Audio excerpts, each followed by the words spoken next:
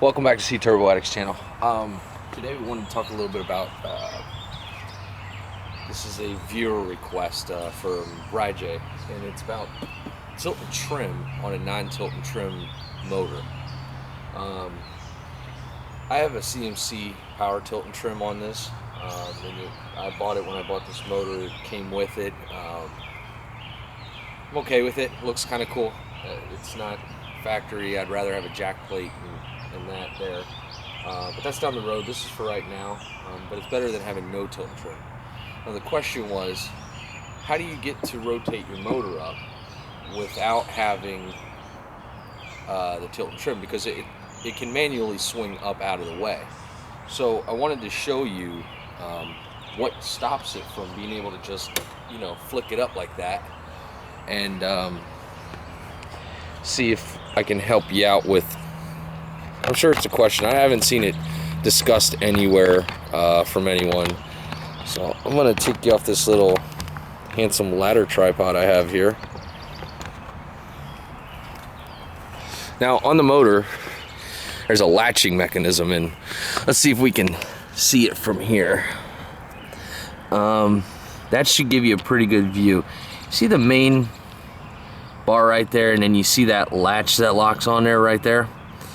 That main bar is that pin right there that you see. And that pin runs through the other side and has a locking thing, and there's holes here where you can lock it in on a tilt position.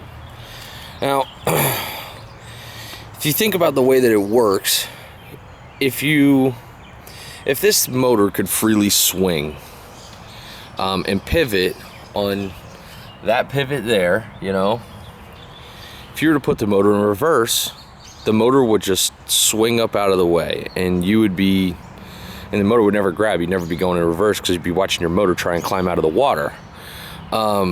So that safety mechanism is in there. Now, a lot of people can break it by accident from doing things like moving the gear selector when the tilt's up, and all that kind of good stuff. But the way that you get that to unlock is without the motor running. Put your motor in the forward gear, okay? Once it's in a forward gear, go back down here, those pins will now actually unlock when you lift the motor. Now, I don't know if mine's gonna do it or not, but let's see, because I'm not interested in having mine freely rotate.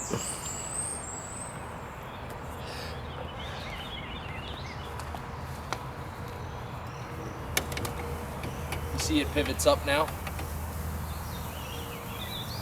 and the shocks will push it back down. Let me show you underneath again. See, they kind of fell back into place there. Okay, now it's key to not move your shift selector out of forward when you're trying to do that. You want to leave it in forward so that it can freely rotate. After that, when you put it back in neutral, you can even throw it in reverse if you want to, just for good measure. I don't care.